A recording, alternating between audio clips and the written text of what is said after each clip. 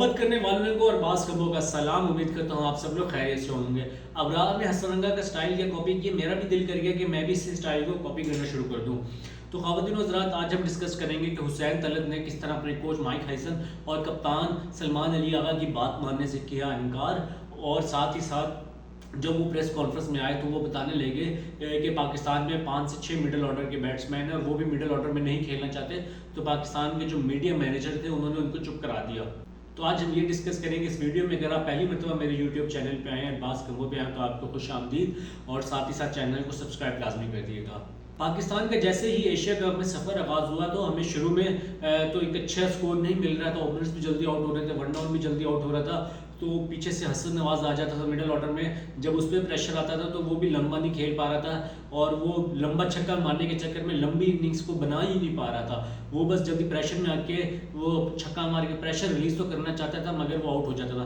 तभी मेरे माइंड में आया था कि हुसैन तलत को आना चाहिए टीम में, क्योंकि वो डोमेस्टिक से अच्छा खेलता हुआ आ रहा है, डोमेस्टिक में लगातार परफॉर्म करता हुआ आ रहा है, और वो स्पिनर्स को अच्छा खेलता है, वो हाथ से रीड कर लेता है। एक तो मुझे ये समझ नहीं आ रही कि इस लेवल पे भी आके लोग रीड क्यों नहीं कर पा रहे यार स्पिनर्स को। मैं यहाँ बैठ कर रीड कर रहा होता हूँ बॉलर्स के हाथ में, बस राशिद खान का मुझे नहीं पता लगता कि उसकी गुगली हो रही है, लेग स्पिन हो रही है। बाकी ऑलमोस्ट हर बॉलर का ही पता लग जाता है यार, अगर आपको थोड़ा सा इंटरेस्ट है, अगर आप हाथ को देख रहे हो तो भाई बैट्समैन को क्यों नहीं पता लगता। आप इंटरनेशनल लेवल के प्लेयर हो यार, मैं तो कोई प्लेयर भी नहीं हूँ, मैं ना क्लब खेला हूँ कभी, मगर बस क्रिकेट का शौक है, उससे मुझे आइडिया हो जाता है, और साथ में स्पिन बॉलिंग वगैरह करता रहा हूँ टेप बॉल में, तो मुझे आइडिया हो जाता है कि जो बॉलर है वो कौन सा बॉल फेंकने वाला है। ये तो मुझे समझ नहीं आ रही है। सलमान अली आगा यार हमारी कौमी टीम का कप्तान है, उससे हाथ भी रीड हो रहा, वो लेंथ से रीड करना चाहते हैं। जब बॉल ठप्पा खाती है, अच्छा इधर को जा रही है, इधर को आ रही है, और उस टाइम तक कितना लेट हो चुके होते हैं कि आउट ही होते हैं, और उस टाइम तक इतना भी रेट हो चुके होते हैं कि उसको ना लेग पे मार सकते हैं ना ऑफ पे मार के सिंगल डबल के लिए। रिजवान भाई साहब सामने यूं खेलते रहते हैं फिर कि वो स्ट्राइक रोटेट नहीं होता और प्रेशर पे प्रेशर ही बनता रहता है। खैर, आज की जो वीडियो है वो हुसैन तलत से रिलेटेड है, बाकी अपना रोना धोना नहीं करेंगे। मुझे था कि हुसैन तलत एक ऐसा बैट्समैन है जो कि स्पिनर्स को अच्छा खेलता है। वो एक्स्ट्रा कवर गालिबन कहते हैं, उसका एक्स्ट्रा कवर ही शॉट बनता है, जो लॉफ्ट करता है वो बड़ी अच्छी हिट मारता है छक्के चौके के लिए। उसके अलावा रिवर्स भी बड़ी अच्छी मारता है, इंडिया के अगेंस्ट वो करता है वे आउट हुआ। उसके अलावा लैप शॉट जो पीछे से स्कूप मारते हैं वो भी हुसैन तलत ने करना सीख लिया। मैंने डोमेस्टिक में उनकी बैटिंग अक्सर देखी है। साउथ पंजाब से खेलते हुए वो अच्छा, उन्होंने साउथ पंजाब को भी एक अच्छा स्कोर देते थे करके। तो खैर ख़वातीन व हज़रात, मुझे भरोसा था हुसैन तलत में, और मैं चाह रहा था भाई वो आए मिडिल ऑर्डर को संभाले, मगर जैसे इंडिया का मैच हुआ तो उसने अच्छा परफॉर्म नहीं किया। मैं खुद शर्मिंदा हो रहा था कि भाई मैं क्या चाह रहा था कि भाई क्या हो। खैर, जब उसने फ्री हिट भी मिस की तो मुझे तब भी गुस्सा आया, मगर चुप था। खैर, पाकिस्तानी टीम में जो कोच थी, जो मैनेजमेंट थी, कप्तान थे, उन्होंने अच्छा फैसला किया। उन्होंने कहा नहीं भाई, हुसैन तलत को अगर हमने खिलाया टीम में मिडिल ऑर्डर में खिलाया तो उस पर भरोसा रखेंगे। उन्होंने एक और मैच दिया, और जी हाँ ख़वातीन व हज़रात, मगर उनको एक रोल देकर भेजा था, आपने जाके अटैक करना है। कप्तान ने भी बोला, कोच ने भी बोला, मगर हुसैन तलत जिसने रगड़ा खाया हुआ है, जी हाँ, जिसने डोमेस्टिक में अच्छा खासा टाइम स्पेंड किया है, वो जब 2017-18 में पता नहीं कब आए थे, उनकी लड़कियों वाली आवाज़ थी और लोग हंसते थे कि भैया कैसा बोल रहा है। जिस तरह हम आजकल जब शुभम गिल की आवाज़ पे हंस रहे होते हैं ना, ऐसे ही बिल्कुल आवाज़ हुसैन तलत की होती, और सब हंस रहे होते थे, ये लड़कियों वाली आवाज़, इतनी बारीक आवाज़ है। अभी मैं देख रहा था भाई अच्छी मैच्योरिटी आ गया। तो हाँ ख़वातीन व हज़रात, टाइम स्पेंड कर लिया उसने, बड़ा हो गया, मैच्योर हो गया, उसको पता लग गया किस तरह खेलना है। तो उसको जो रोल दे के भेजा था, मगर वो कहते हैं मैं जैसी पिच पे आए, एक दो आउट हुए तो मुझे पता लग गया कि अगर मैं भी यहाँ पे अटैक करूँगा ना, आउट हो जाऊँगा। ये पिच में थोड़ा ड्रिफ्ट है, पिच वो थोड़ा वो सपोर्ट नहीं करी बैट्समैन को। तो वो कहते हैं नहीं, मैंने सोचा कि मैं लंबा खेलूंगा और एंड तक जाऊंगा तो शायद हम जीत जाएं। तो उन्होंने जो 30-32 रन भी बनाए, हफीज़ ने बिल्कुल सही कहा, मोहम्मद हफीज़ कह रहे थे कि ये जो 30-32 रन 30 गेंदों में 32 रन थे गालिबन, ये भी उन्होंने ये उनके 70-80 रन के बराबर है। जी हाँ, जितनी मुश्किल ये पिच थी, अगर यहाँ पर हसन नवाज होता, उसको पीछे से कोच कप्तान बोलता है कि आपने जाके अटैक करना है, वो अटैक के चक्कर में आउट हो जाता और शायद हम श्रीलंका के अगेंस्ट भी हार जाते हैं। मगर जो हुसैन तलत ने बोला, हुसैन तलत के जो उन्होंने जो बोला था, मैं डायरेक्ट वो बताता हूँ आपको। ये मुश्किल था क्योंकि मौसम बहुत गर्म था, हालात आसान नहीं थे, मैंने अपना वक्त लिया। ये कंडीशंस आपको पूरी तरह जारहाना क्रिकेट खेलने की इजाज़त नहीं देते।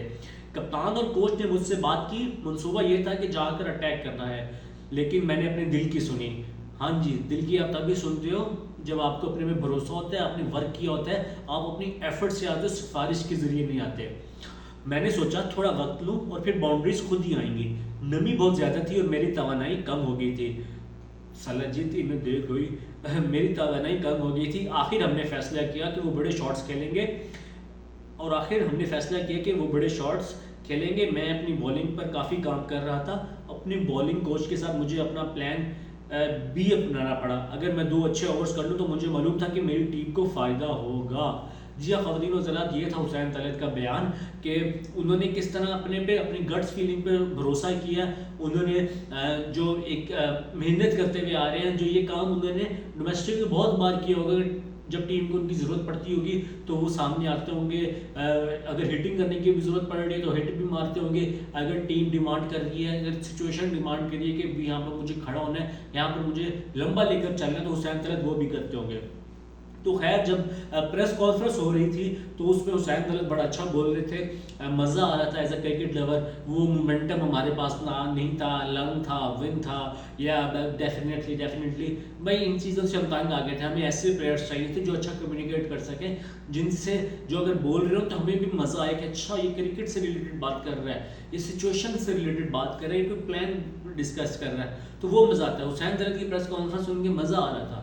मगर जब वो उनसे वो कह रहे थे कि मिडिल ऑर्डर पे खेलना मुश्किल होता है, यहाँ हमें चांसेस देने चाहिए, उनके अंदर गुस्सा था कि भाई मुझे इतने टाइम के बाद चांस मिला है। 2019 में भी मुझे ऐसे ही ड्रॉप कर दिया था।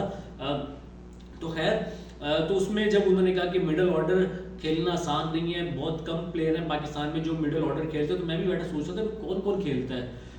कोई मैं 10 से ज़्यादा प्लेयर्स नहीं गिन सका यार जो मैं सोचूं सॉरी कि ये मिडिल ऑर्डर खेल सकता है। आप खुद देख लें, अब्दुल समद है या वो आमिर जमाल हैं, वो भी ऑलराउंडर टाइप ही हैं। अगर उनको या इफ्तिखार अहमद है, वो तो अपने आप को वो कह नहीं रहे कि भाई मैं सीनियर हो गया हूँ कि हम क्या फैसला कर लेंगे भाई मुझे अब रिटायरमेंट ले लेनी चाहिए।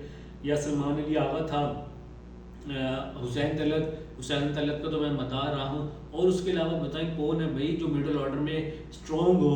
एक दानिश अजीज़ है जो गालिबन कोयटा ग्लैडिएटर में खेले थे। अगर आपको कोई याद आ रहा है तो मुझे कमेंट्स में बताएं, भाई बहुत कम है। अभी वो यही बता रहे थे और कहते जो मिडिल ऑर्डर में खेलते हैं वो भी यहाँ नहीं खेलना चाहते।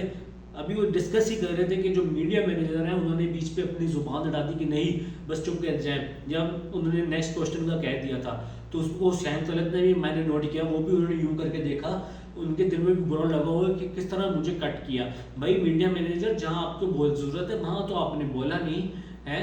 जहाँ हारिस जो बच्चा उसको भी इतना ग्रूम नहीं हुआ उसने वो बाबर के अगेंस्ट बोल दिया, वहाँ आपको चुप करना था, वहाँ आपको वो इंटरव्यू बंद करवाना था। वहाँ आपको अगर वो हो भी गया था तो आपने वो जाकर बोलना था कि इस पार्ट को कट कर दो, नहीं वहाँ पे चुप रहे, उसको वैसे ही कर वैसे ही जाने दिया।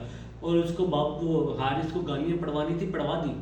और जहाँ आपको ज़रूरत नहीं थी भाई सारा मीडिया बैठे, हुसैन तलत बैठा है, वो एक अच्छा प्लेयर है यार, आप अपने प्लेयर्स की इज्जत करो। प्लेयर्स हैं तो आप हैं, वो प्लेयर्स अच्छा खेलते हैं, वो प्लेयर्स कमा के लाते हैं तो आप लोगों को तनख्वाही मिलती है। मीडिया मैनेजर, आप मीडिया मैनेजर की वजह से प्लेयर्स को तनख्वाह नहीं मिल रही। ये जो पूरा इदारा चल रहा है ना पाकिस्तान क्रिकेट बोर्ड के, वो पाकिस्तानी प्लेयर्स की वजह से चल रहा है, उनकी मेहनत की वजह से चल रहा है। वो जो बचपन से ग्राउंडों में धूपों में खड़े होकर रगड़ा खा रहे हैं ना, उनकी वजह से चल रहा है। तो कोई अच्छा मीडिया जो मैनेजर उसको हायर करे जो खिलाड़ियों को ना कट करे।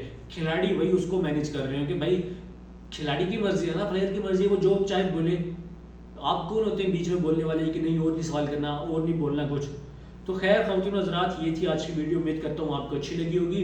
अगर आप पहली मरतबा मेरे चैनल पे आए तो चैनल को सब्सक्राइब कर दें, अगर दूसरी मरतबा आए तो चैनल को सब्सक्राइब नहीं किया हुआ तो कर दें। बाकी ख़वातीन हज़रात मिलेंगे किसी नए दिन किसी नई वीडियो के साथ। तब तक अपना और अपने चाहने वालों का ख्याल रखिएगा। खुदा ने के बाद।